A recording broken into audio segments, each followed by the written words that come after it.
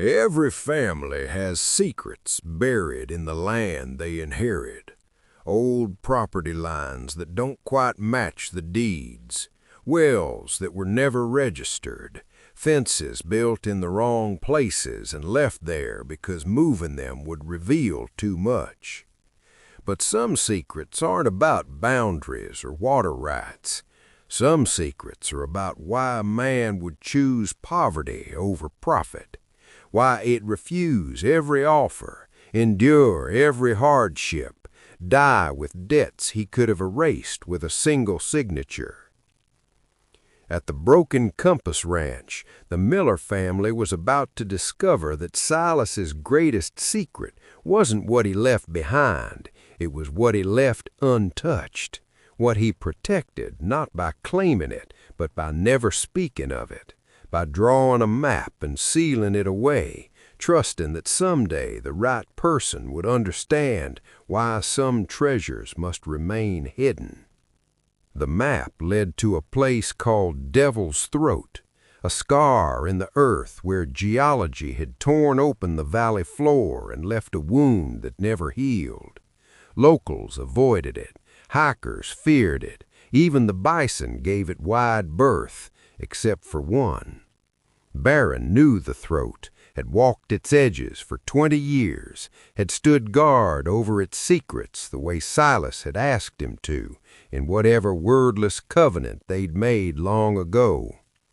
And now the Miller family was about to learn why, what lay at the heart of Devil's Throat, what Silas had died protecting, and what corporate predators had already begun to steal.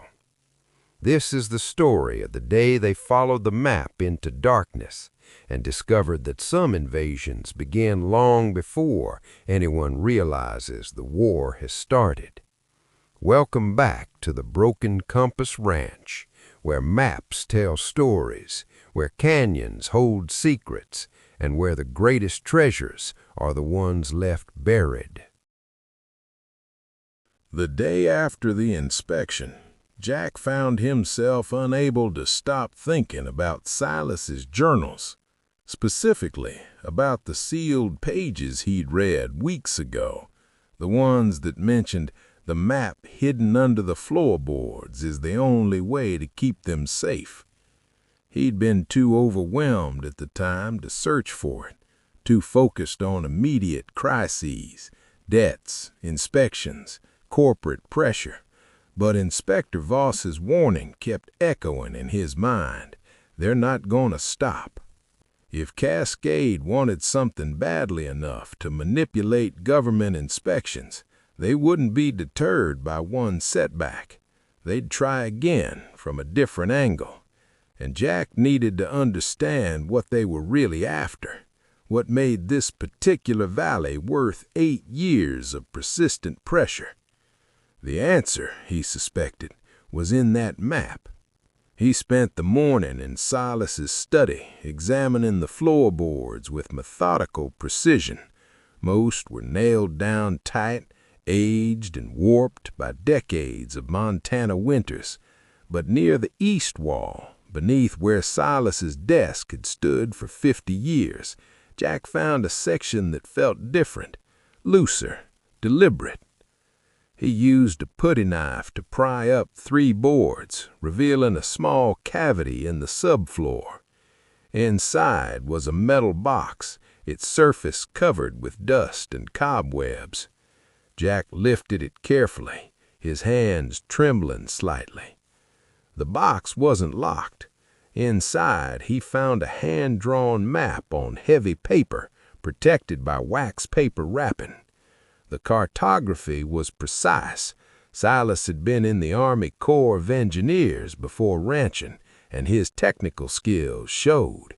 Every contour line was measured, every landmark noted, every danger marked with careful symbols.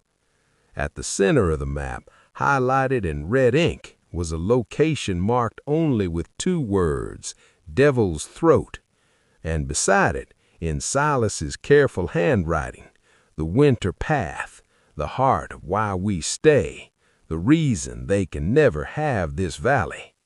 Maya appeared in the doorway, still wearing the bone whistle around her neck.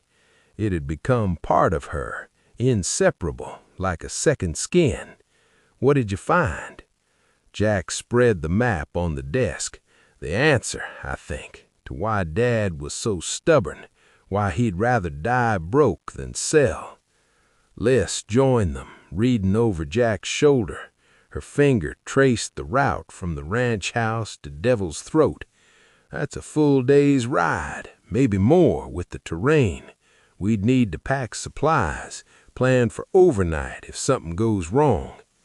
"It's dangerous," Jack said, reading the warning Silas had written along the margins. "Unstable ground, flash flood risk, no easy exit once you're in the canyon." Dad marked several sections as impassable without equipment. "Then why did he go there?" Maya asked. Jack pointed to a note at the bottom of the map. "Some things must be witnessed to be understood. Some responsibilities must be passed down with eyes open and hearts willing. If you're reading this map, you're ready. Trust Barron. He knows the way." The three of them looked at each other, understanding dawning simultaneously. This wasn't just about finding a location. It was about completing Silas's final lesson, about seeing with their own eyes what he'd protected, about understanding the full weight of the inheritance they'd accepted. "When?" Maya asked, simply. "Tomorrow," Jack decided. "We pack tonight, leave at dawn. Tell Clayton we're doing a property survey so someone knows where we are, and we follow the map to wherever it leads." "All of us?" Liz asked. "All of us," Jack confirmed. "Dad marked this for family, for the people who'd carry the burden of knowing. That's all three of us now." That night, they prepared like mountaineers planning an expedition. Sleeping bags, first aid kit, water purification tablets, emergency flares, rope, the satellite phone Jack had bought after the storm, expensive but potentially life-saving in the backcountry. 3 days of food just in case. Maya added one more item, the bone whistle hanging secure around her neck. If they were going into Barron's territory, into the places he'd guarded for 20 years, she wanted to be able to speak to him if necessary. Before bed, Jack stood at the window and looked toward the northern ridge where Devil's Throat lay hidden. Somewhere out there, in a canyon he'd never seen, was the secret his father had died protecting. Tomorrow, he'd finally understand what price Silas had really paid, what sacrifice he'd made, what treasure he'd left untouched for reasons Jack was only beginning to comprehend. They left before sunrise, the November cold biting through their lairs.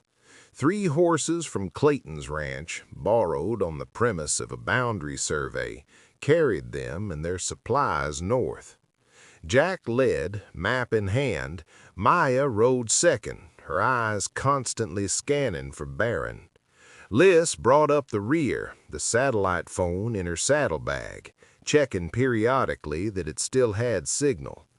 The first hours were familiar territory, rolling meadows where the herd grazed, creek crossings they'd ridden before, fence lines they recognized from daily ranch work.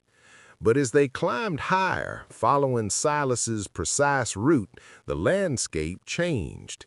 The grass gave way to scrub and rock. The gentle hills became steep inclines. The open sky was gradually hemmed in by canyon walls that rose like ancient sentinels on either side. How did Dad even find this place? Maya wondered aloud. You can't see Devil's Throat from the ranch house. You'd have to know it was here. He mapped the entire property when he first bought it. Took him 2 years. Every canyon, every cave, every water source.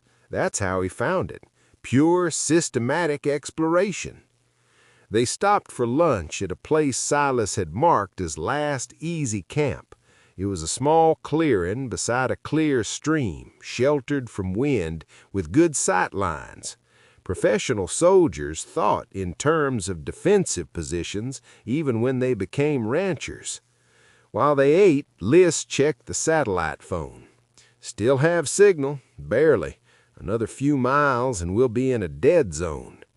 Dad's notes say the same thing. Once we enter the actual canyon approach, we're on our own.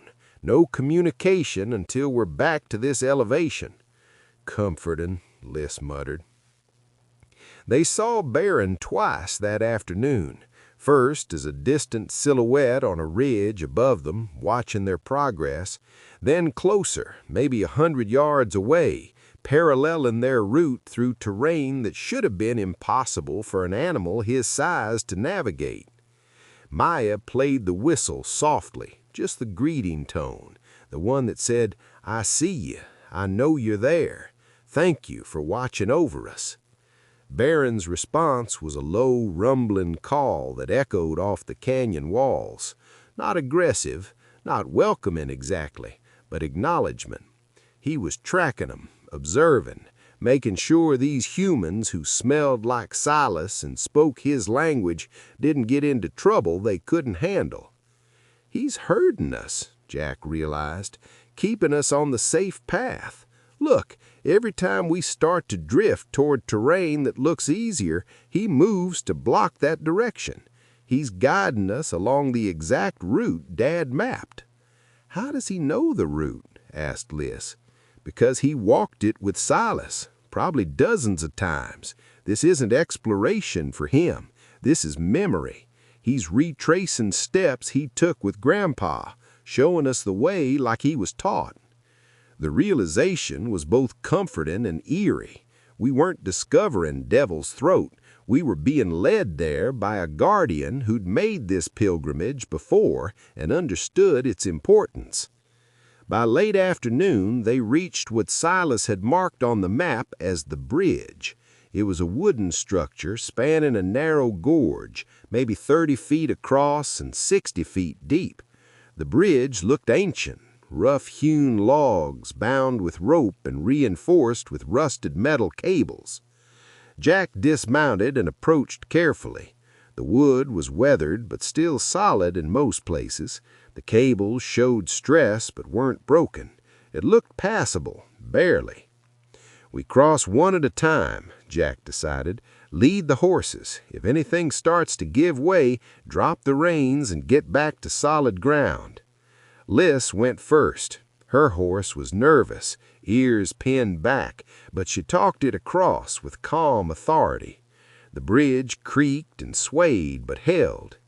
Maya went next, the bone whistle bouncing against her chest with each step. Her horse trusted her more completely, following without resistance. The crossing was smooth. Jack gathered the reins of his mount and started across. Halfway over, he heard it, a sharp crack that sounded like a gunshot.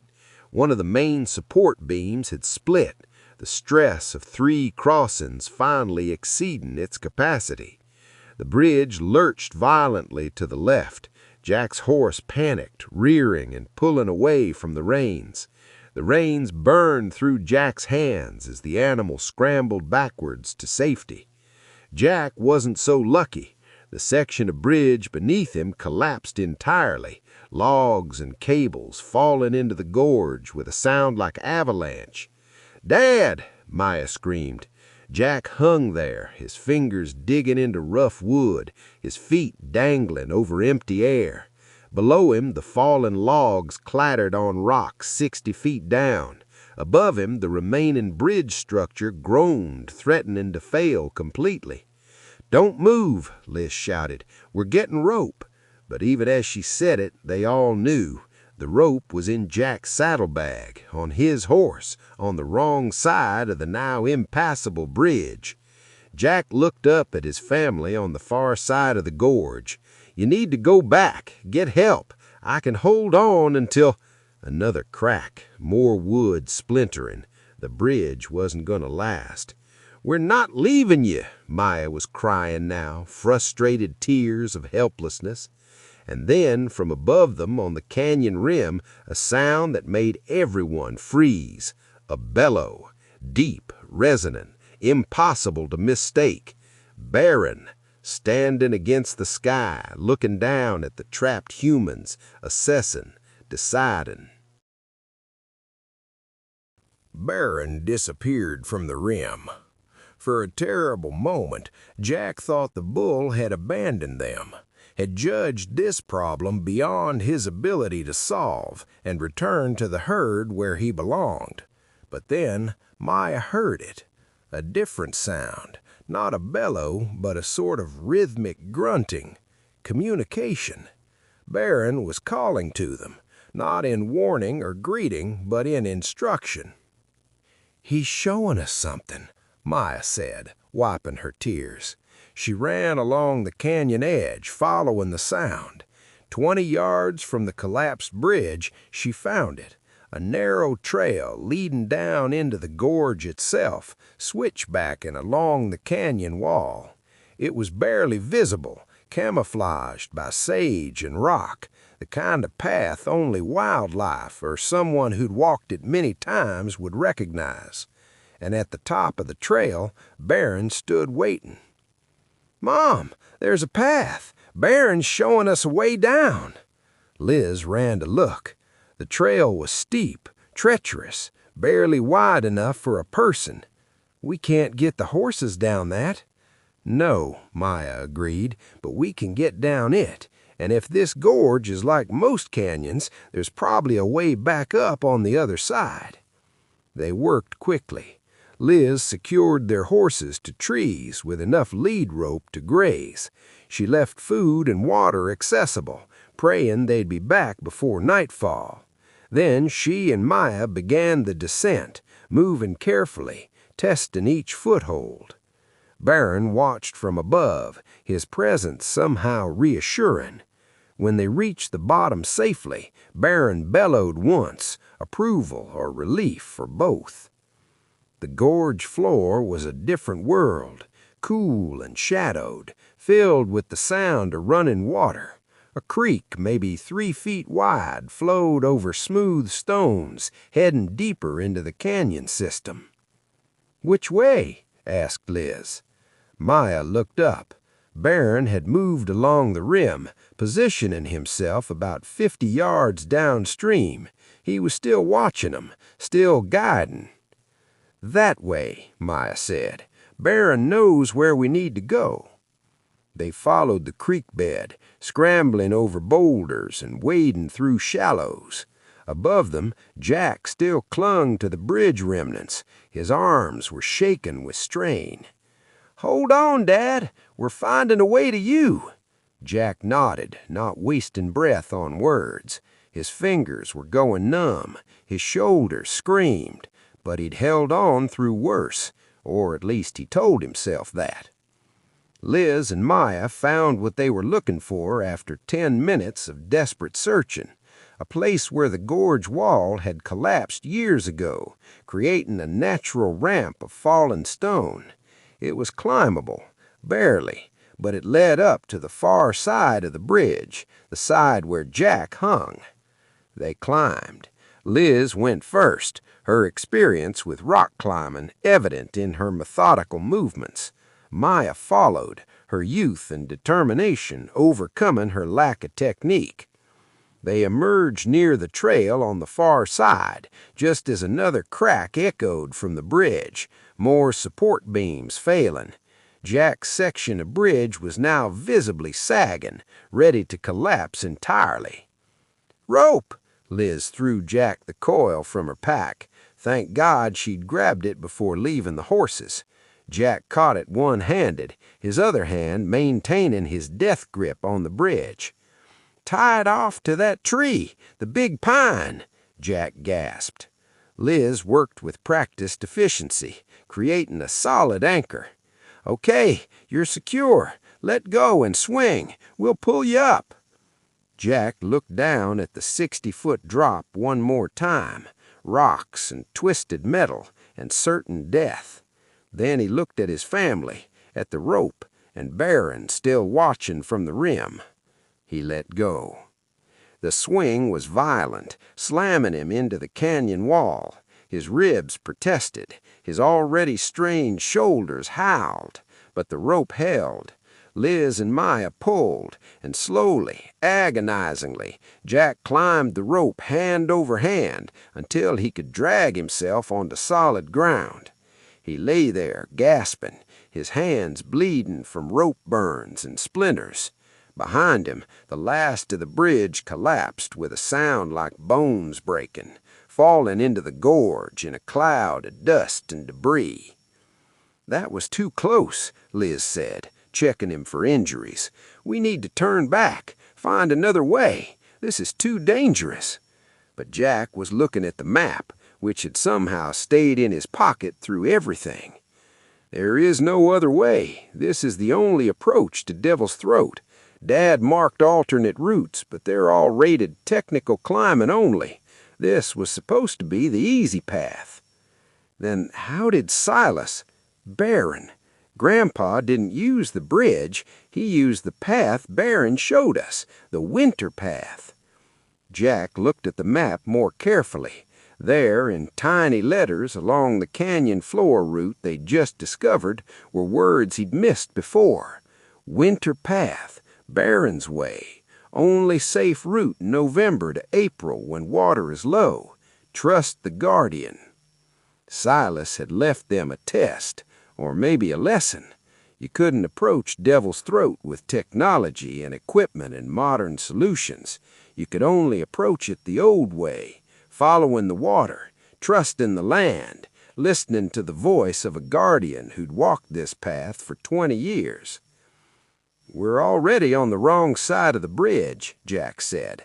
"No way back now, even if we wanted to. The only way forward is to keep following Barron, to trust that wherever he's leading us is where we need to be." "The sun's getting low," Liz observed. "We've got maybe 2 hours of good light left." "Then we move fast," Jack decided. "Barron, if you can hear me, show us the way." From the canyon rim above, as if he'd understood every word, Barron bellowed and began moving deeper into the gorge, following ancient paths, leading them to secrets only he and Silas had ever witnessed. The canyon narrowed as they walked, the walls closing in until only a sliver of sky was visible overhead. The air grew colder, damper. Sounds echoed strangely, making it hard to judge distance or direction. Barron stayed visible on the rim when he could, but sometimes the canyon twisted and they lost sight of him. During those moments, Maya would play the whistle, just short notes, asking, "Are you still there? Are we still on the right path?" And always, from somewhere ahead or above, Barron would answer, guiding them deeper into the earth. They rounded a bend, and suddenly the canyon opened up, not into space, but into something else entirely. A vast amphitheater of stone, circular, maybe 200 feet across. The walls rose sheer on all sides, reaching up 300 feet to where Barron stood, silhouetted against the darkening sky. And at the center of the amphitheater, the earth had split open. A crack, maybe 15 feet wide, ran for 100 yards, disappearing into darkness that seemed to have no bottom. The Devil's Throat, the scar that gave this place its name. "My God," Liz whispered, "it's massive." Jack consulted the map. Dad noted this as a volcanic vent, or maybe a collapse of underground caverns. Geological Survey in the 1970s said at least 500 feet deep, maybe more. As they approached cautiously, they heard it. A sound that didn't belong to nature, mechanical, rhythmic, coming from somewhere below. "What is that?" Maya asked. Jack moved to the edge of the throat and looked down. The walls dropped sheer for maybe 50 feet, then angled back into shadow. But in that shadow, something glinted. Metal. And the mechanical sound was clearer now, the distant hum of generators and equipment. "Someone's down there," Jack said, his voice tight with anger. "Someone's mining, inside our property, inside the throat." "Cascade," Liss said. It wasn't a question. But Maya had moved away from the throat, drawn to the amphitheater walls. "Dad, Mom, you need to see this." The walls were covered with petroglyphs, ancient rock art preserved by the shelter of the canyon. Images of bison, hundreds of them, drawn with ochre and charcoal and something that might have been blood. The bison were massive, stylized but detailed, and among them human figures, small, respectful, following the herds, not hunting them, living alongside them.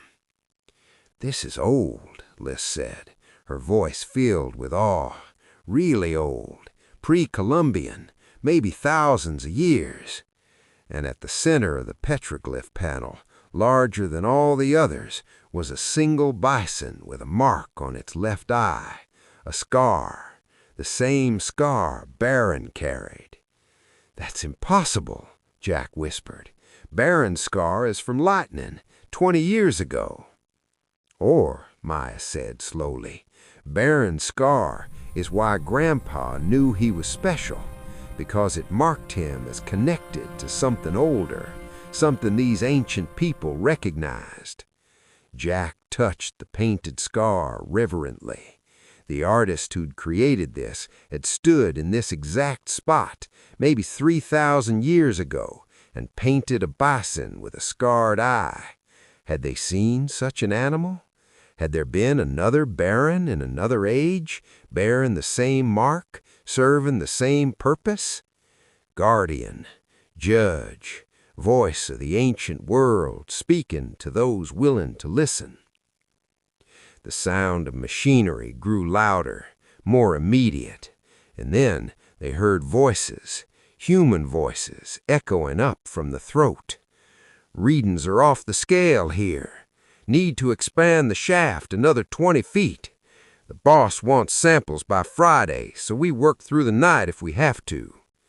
Jack looked at his family, fury and helplessness warring in his expression.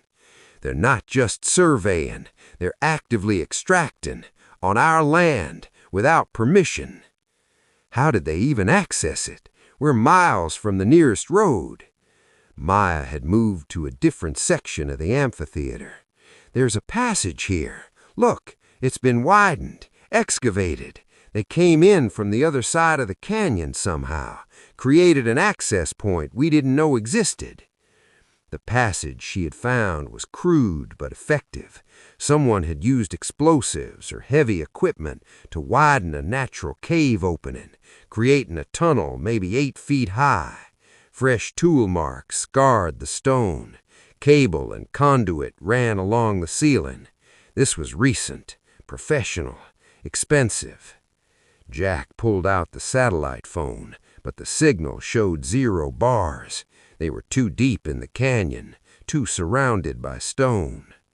"We need to document this," Liss said, pulling out her camera. "Photos, video, evidence for the sheriff." She began photographing the tunnel, the tool marks, the equipment visible in the distance.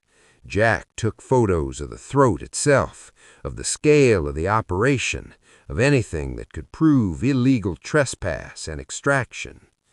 Maya stood apart, looking up at where Barron still waited.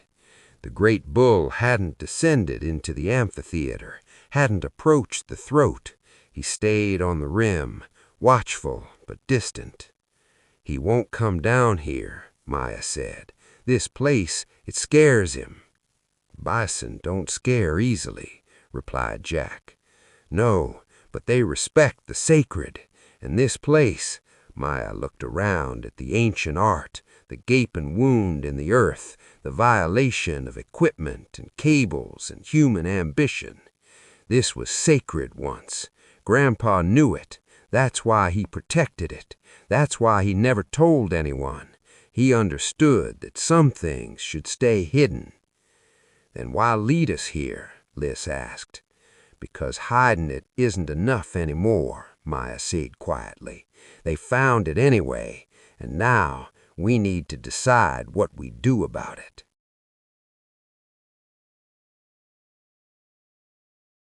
They needed to understand what Cascade was extracting, what was valuable enough to justify this level of illegal operation.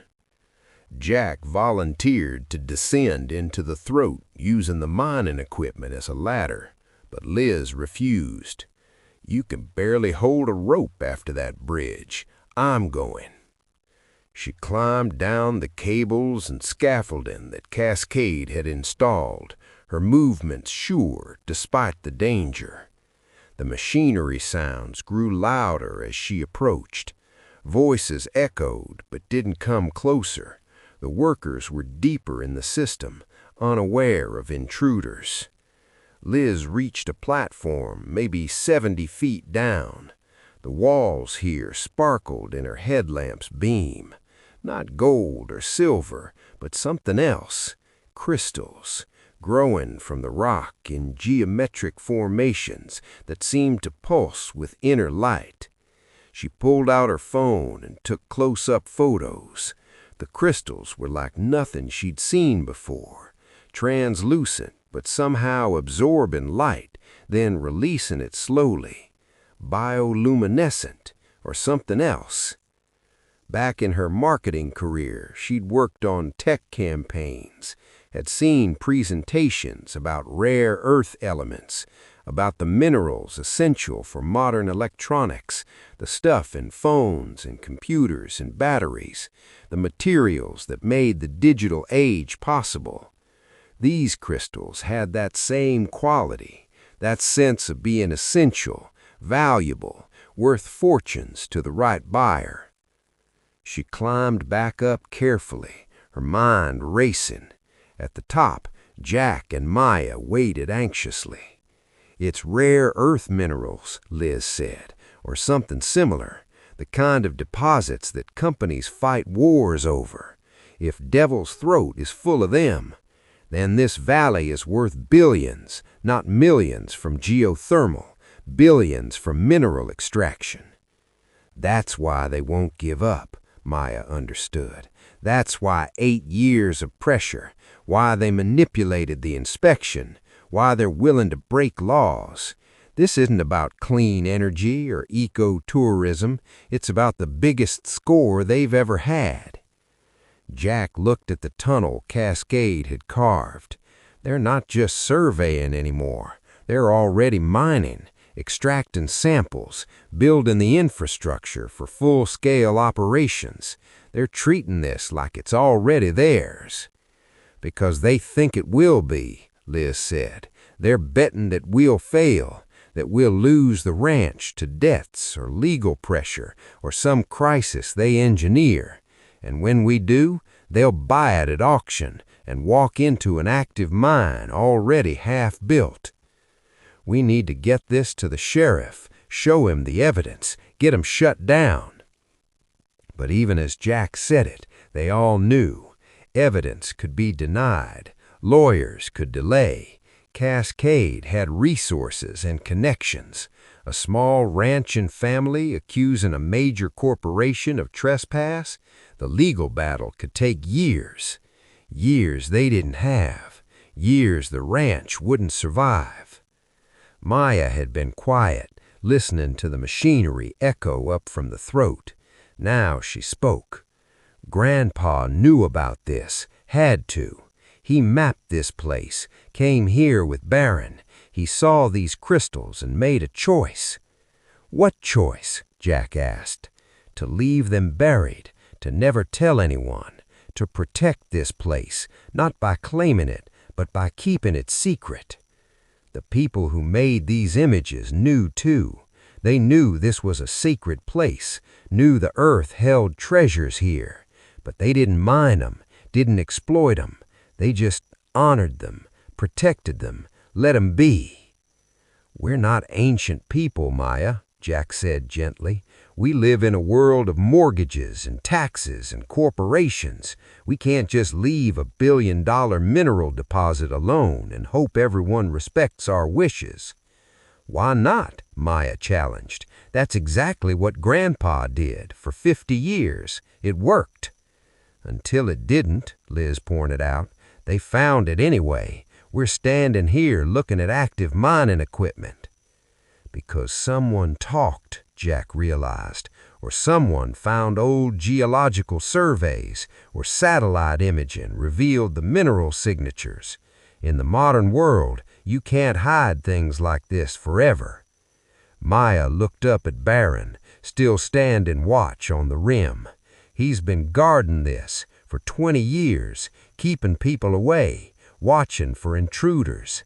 That's why he's so protective. It's not just about the herd, it's about this place, this sacred ground that Grandpa asked him to defend." A new sound echoed from the tunnel. Boots on stone, multiple people, coming closer. The work crew was moving towards the amphitheater. "We need to leave," Liz said urgently. "Now, before they see us." "The winter path," Jack agreed. "Back the way we came, fast." They ran, retracing their steps through the narrowing canyon. Behind them, voices grew louder as workers emerged into the amphitheater. Flashlight beams swept the walls. "Hey, who's there?" Jack, Liz, and Maya didn't stop to answer. They scrambled over rocks, splashed through the creek, climbed desperately up the collapsed wall that led to the gorge rim. Above them, Barron moved along the canyon edge, tracking their escape. His bellows echoed, not warning now, but something else, anger, territorial fury directed at the intruders who'd violated the sacred ground he'd sworn to guard. They reached their horses as full darkness fell, mounted quickly, their hands shaking with adrenaline. From Devil's Throat, more voices shouted. Flashlight beams searched the canyon. "Ride," Jack said. "We'll deal with this from the ranch, with the sheriff and lawyers and everything we can bring to bear. But right now, we ride." They rode through darkness, trusting the horses to find their way, following the path back to safety. Behind them, Devil's Throat glowed faintly with the artificial light of generators and greed. Barron followed for a while, then stopped at a ridge overlooking his valley, watching, guarding, knowing that the battle he'd been fighting for 20 years had entered a new phase. The secret was out, the sacred had been violated, and now the real war would begin. They reached the ranch house near midnight, exhausted and shaken. Clayton's horses were returned with grateful thanks and no explanations. The satellite phone, now back in signal range, showed 6 missed calls, all from numbers they didn't recognize. Jack listened to the voicemails while Liz made coffee and Maya collapsed on the couch. The first message was from a lawyer claiming to represent concerned citizens who'd heard about dangerous wildlife on the Miller property and were seeking immediate intervention. The second was from a journalist wanting to interview them about controversial ranching practices. The third was from Marcus Thorne himself. "Jack, we need to talk. Tonight changed things. Call me." Jack deleted them all and looked at his family. "They know we were there. They know we saw." "Good," Maya said fiercely. "Let 'em know. Let 'em understand that we're not going to pretend we don't see what they're doing." "They'll accelerate," Liz warned. "If they think we might expose them, they'll move faster, more aggressive, use every legal and illegal tool they have to take this property before we can stop them." Jack pulled out the photos Liz had taken, the crystals, the equipment, the evidence of trespass and illegal extraction. Tomorrow, we take this to Sheriff Morrison. We file formal complaints. We make this public. We fight. What about the crystals? Maya asked. The billions of dollars worth of minerals. Do we tell people about that? Jack thought about Silas, about 50 years of refusing offers, about dying with debts and secrets intact, about trusting Barron to guard something the modern world wouldn't understand. Dad never told anyone, Jack said slowly, even when he was desperate, even when selling the mineral rights would have solved everything. He kept the secret because some treasures aren't meant to be taken, Maya finished. Some places are sacred. Some things belong to themselves. That's not realistic, Liz said, but her voice was uncertain. We're talking about resources that could fund schools, hospitals, infrastructure. Keeping them locked away seems wrong, Jack offered.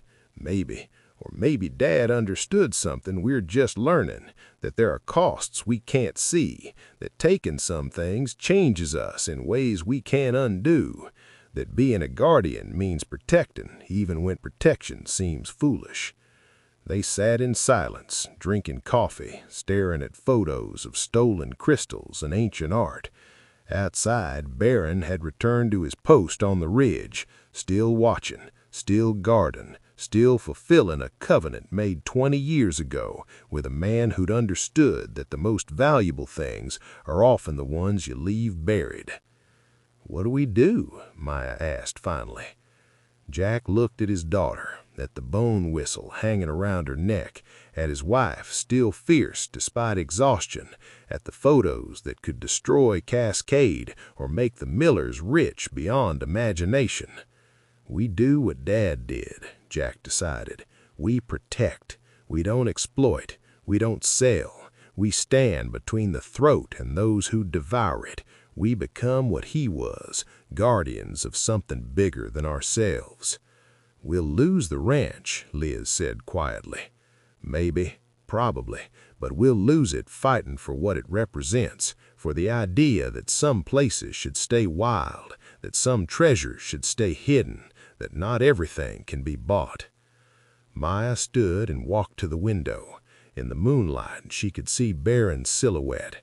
Their eyes met across the distance, and she felt that connection again, that understanding.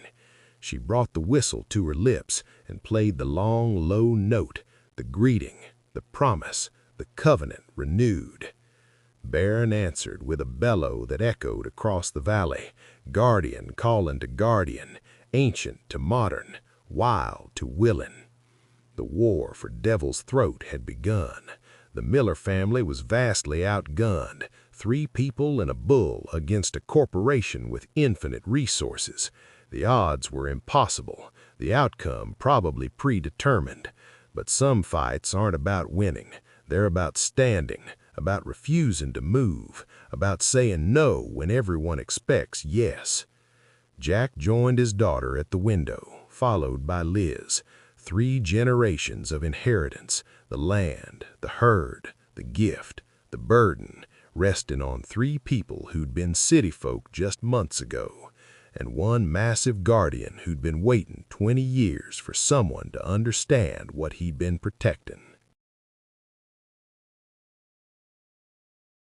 This is the Broken Compass Ranch, where maps lead the secrets, where canyons hold sacred ground, where a family discovered that the greatest inheritance isn't wealth, it's the wisdom to know what should never be taken. The crystals in Devil's Throat could make them rich, the evidence could destroy Cascade, the choice could save the ranch or doom it. But some decisions define who you are. Some stands must be taken regardless of cost. Some treasures must remain hidden, protected by those brave enough to value legacy over profit. What will Cascade do now that the Millers know their secret? How can 3 people and a bull defend a canyon against a corporation with infinite resources? And what other ancient wisdom lies buried in Silas's journals?